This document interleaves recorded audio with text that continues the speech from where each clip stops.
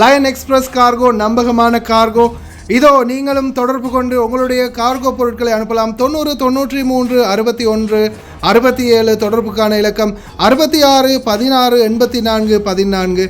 இன்னொரு இலக்கம் 55 17 27 47.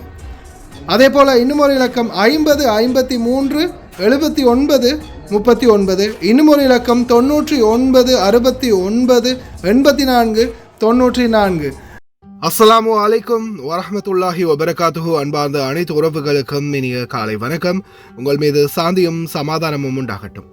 இன்றைய காலை பொழுது உங்கள் அனைவருக்கும் இனிய பொழுதாக அமைய எல்லாம் வல்ல இறைவனை பிரார்த்தித்தவனாக இன்றைக்கும் கோயத்துடைய பல முக்கியமான செய்திகளை பற்றி தான் பார்க்க போகிறோம்.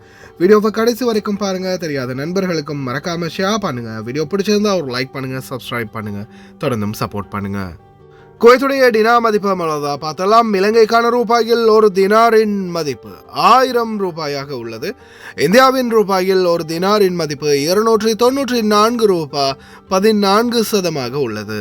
இது அல் முசைன் எக்ஸ்சேஞ்சுடைய அப்ளிகேஷன் ஆன்லைன் ரேட் ஆகும். குவைத்துடைய பல பகுதிகளிலுமே அல் முசைன் எக்ஸ்சேஞ்ச் பிரான்ச் இருக்குது. அதே மாதிரி ஜமியாக்கள்லையும் அவங்களுடைய மிஷின் இருக்குது. உங்களுடைய பணத்தை அனுப்பிக்கொள்ள முடியும். அதே போல் குவைத்துடைய பல எக்ஸ்சேஞ்சுகளையுமே அக்கௌண்ட் நம்பரை மறைச்சிடுறாங்க. இதை பற்றியும் உங்களுக்கு தொடர்ந்துமே தெரியத்தாது. நீங்கள் ஏதாவது ஒரு புதிய எக்ஸ்சேஞ்சுக்கு பழைய பற்றுச்சீட்டோட போகிறீங்களா இருந்தால் நிச்சயமாக அதில் அக்கௌண்ட் நம்பர் சரியாக இருக்கா அப்படின்றத செக் பண்ணிக்கோங்க. அப்படி இல்லாத பட்சத்தில் எழுதிட்டு போனாலும் பிழை இல்லாத அக்கௌண்ட் நம்பர் எழுதிட்டு போங்க. ஏதாவது ஒரு நம்பர் பிழைத்தாலும் கூட உங்களுடைய பணம் நாட்டுக்கு போய் சேராது. அந்த பணத்தை திரும்ப பெறணுமா இருந்தாலும் ரொம்ப நாட்களாகும், மறுபடியும் கட்டணம் செலுத்த வரும். அதே போல் எக்ஸ்சேஞ்சுகளில் பணம் அனுப்பி முடித்ததும் மறக்காமல் பற்றுச்சீட்டை செக் பண்ணி பாருங்கள். எல்லா டீட்டெயில்ஸும் சரியாக இருக்குதான்னு. நீங்கள் சரியான டீட்டெயில்ஸ் கொடுத்துருந்தாலும் சில நேரங்களில் எக்ஸ்சேஞ்சில் வேலை பார்க்குறவங்க பிளவுறதுக்கு வாய்ப்பு இருக்குது. அது மாதிரி பலருக்குமே நடந்திருக்குது. முடிந்த வரைக்கும் நீங்களும் உங்களுடைய கஷ்டப்பட்டு சம்பாதிக்கக்கூடிய பணத்தை நல்ல எக்ஸ்சேஞ்சுகள் மூலம் அனுப்புங்க. எந்த எக்ஸ்சேஞ்சில் அதிகமான ரேட் கொடுக்குறாங்கன்னு தெரிந்தாலும் மறக்காம கமெண்ட்ல மென்ஷன் பண்ணுங்கள். குவைத்துடைய தங்க விலையை பார்த்தலாம். 1 கிராம் 18 கேரட் தங்கத்தின் விலை 37 தினார் 607 ஃபெல்ஸ். 1 கிராம் 21 கேரட் தங்கத்தின் விலை 43 தினார் 875 ஃபெல்ஸ். 1 கிராம் 22 கேரட் தங்கத்தின் விலை 45 தினார் 981 ஃபெல்ஸ். 1 கிராம் 24 கேரட் தூய தங்கத்தின் விலை 50 தினார் 143 ஃபெல்ஸ். குவைத்துடைய தங்க விலை மறுபடியும் படிப்படியாக அதிகரிச்சுக்கிட்டே வருது. தண்ணீர் டேங்குக்குள் சள்ளமாக மிதந்த தொழிலாளர். இதோ 11 பேர் அதிரடியாக கைதான் பகுதிகள். அதே போல் 3 பேர் மணி லாண்டரிங்கில் கைது செய்யப்பட்டிருக்கிறாங்க. அதே மாதிரி இன்னும் டீசல் வித்த சம்பவத்தில் கைது செய்யப்பட்டிருக்கிறாங்க. இன்னும் முக்கியமான தகவல், நாட்டை விட்டு வெளியேற்றப்படலாம். குவைத்தில் தொழிலாளர்கள் வேலை இழக்கும் அபாயம் வந்துள்ளது. குவைத் விசேட செய்தி ஒன்று வெளியிட்டிருக்கிறாங்க. குவைத் அரசாங்கத்தால் விசேட அழைப்பு ஒன்று விடுத்திருக்காங்க அப்படின்னு சொல்லலாம். யாராவது ஒருத்தர் பார்த்தீங்கன்னா உடனே சொல்லுங்கள் அப்படின்ற மாதிரி பார்க்கலாம். அனைத்து தகவல்களையும். முதலாவது தகவல், குவைத்துடைய வானிலை சீரற்ற நிலை தொடரும் அப்படின்னு தெரிவிச்சிருக்கிறாங்க. தூசிக்காற்று, மழை மற்றும் இடைக்கிட பனிமூட்டம், இந்த மாதிரியான வானிலை தொடர்ந்து கொண்டே இருக்கும் சில நாட்களுக்குன்னு தெரிவிச்சிருக்கிறாங்க. புனித ரமதான் மாதத்துக்கான பிறையை காண்பதற்கான முயற்சிகள் தற்போது மிக வேகமாக செயல்படுத்தப்பட்டு வருகின்றது. இந்த நேரத்தில் பார்த்திங்கன்னா ஷரியா குழுக்கள் எல்லா பக்கமும் இணைந்து பிறையை காண்றதில் வேகமாக செயல்பட்டுக்கிட்டு இருக்கிறாங்க. அதே போல் குவைத்துடைய அரசு அழைப்பு விடுத்திருக்கிறாங்க. யாராவது பிறையை கண்டால் உடனடியாக தெரிவிக்குமாறும் அழைப்பு விடுத்திருக்கிறாங்க. தற்போதைய சூழலில் பல இடங்கள்லையுமே பார்த்திங்கன்னா பிறை காண்பதற்கான ஏற்பாடுகள் வேகமாக செயல்படுத்தப்படுது. ஒருவேளை இன்ஷா அல்லாஹ் நாளை பிறை காணப்படலாம் அப்படின்னு தெரிவிச்சிருக்கிறாங்க. சில நாடுகளில் பிறை தென்பட்டதும் உடனடியாக அறிவிப்போம் அப்படின்னு தெரிவிச்சிருக்கிறாங்க. உடனடி தகவலை வெளியிடுவாங்க அப்படின்னு எதிர்பார்க்கப்படுகின்றது. பிஸ்மில்லாஹிர் ரஹ்மானிர் ரஹீம். الحمد لله رب العالمين والصلاة والسلام على أشرف الأنبياء والمرسلين سيدنا محمد وعلى آله وصحبه أجمعين وبعد. قال الله تعالى: شهر رمضان الذي أنزل فيه القرآن هدى للناس وبينات من الهدى والفرقان.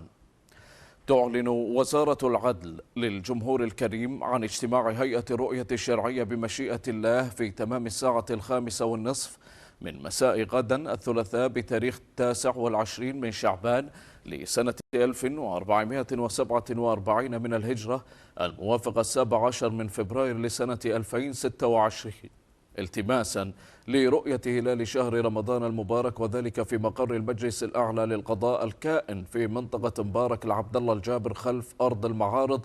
والوزارة تهيب بكل من يتمكن من رؤية هلال شهر رمضان في هذه الليلة أن يتقدم إلى هيئة الرؤية الشرعية للإدلاء بشهادته.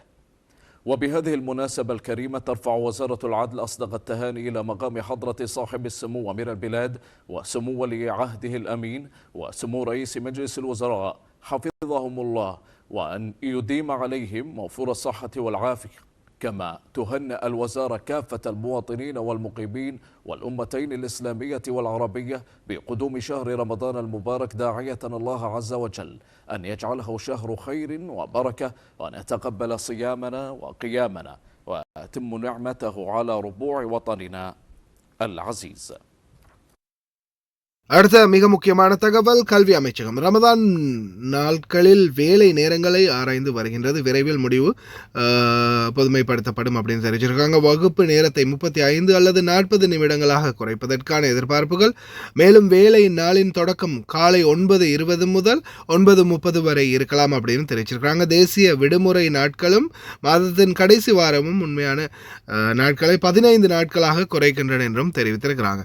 அதாவது நோன்பு மாதத்தில் ஒரு 15 நாட்கள் தான் பள்ளி விடுமுறை வரும் அப்படின்ற மாதிரி தெரிவிச்சிருக்கிறாங்க.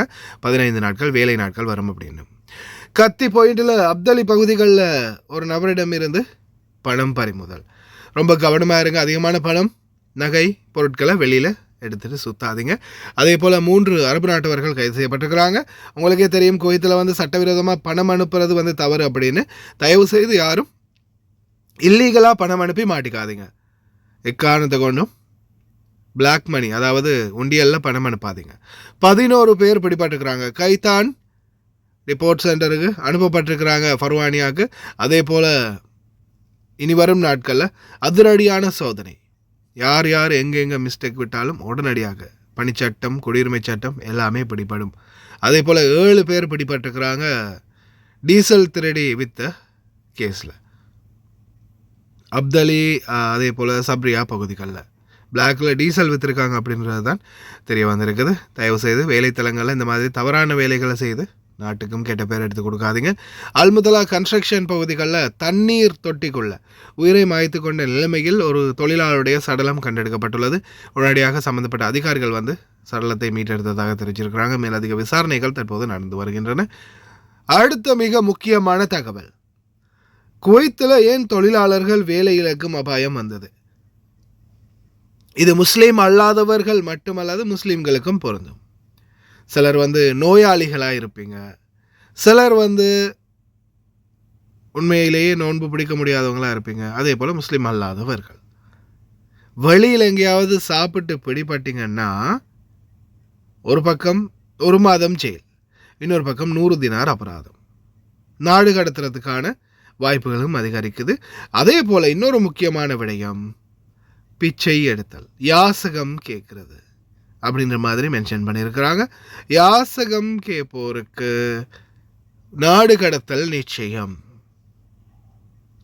பசி கொடுமையாக இருந்தாலும் சரி, இல்லை வேறு ஏதாவது பிரச்சனையாக இருந்தாலும் சரி, தயவு செய்து நம்மளுடைய வெளிநாட்டுக்காரங்க யார்ட்டையாவது கையேந்தி கேட்டாலும் குவைத்திகள்கிட்ட, அரபு நாட்டவர்கள்ட்ட எல்லாம் கையேந்திராதீங்க. ஒரு அவசரத்துக்கும் கடைசியில் யாசகர் அப்படின்னு சொல்லி நாடு கடத்துறதுக்கும் வாய்ப்பு இருக்குது. அதே மாதிரி இந்த நாட்களில் வேலை என்பது பார்த்திங்கன்னா தலைக்கும் மேல் அப்படின்னு சொல்லலாம். அந்த அளவு கஷ்டமாக இருக்கும் ஒரு மாதம்.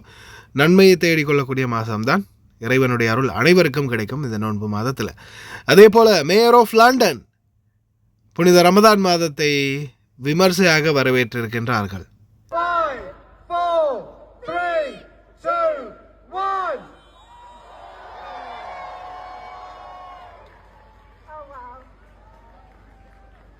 From London to the world, Ramadan Kareem! Ramadan Mubarak!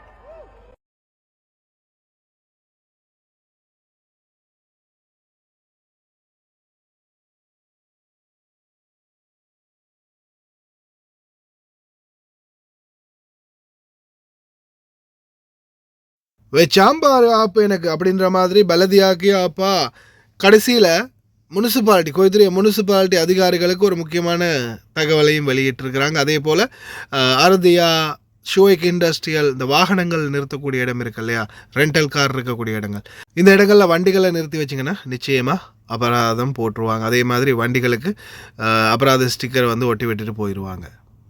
அதோடு சேர்த்து சரி நீங்கள் தான் முனிசிபாலிட்டி ஆஃபீஸர்ஸ், நீங்கள் சார் உங்களுடைய கடமையை சரியாக செய்கிறீங்க, ஆனால் ஸ்டிக்கர் ஒட்டுறதுல கடமையை பார்த்த நீங்கள் அது என்ன ஸ்டிக்கர் ஒட்டிட்டு அதுக்கப்புறமா அந்த ஸ்டிக்கர் ஒட்டின பேப்பர்லாம் தூக்கி கீழே போட்டு போகிறீங்க.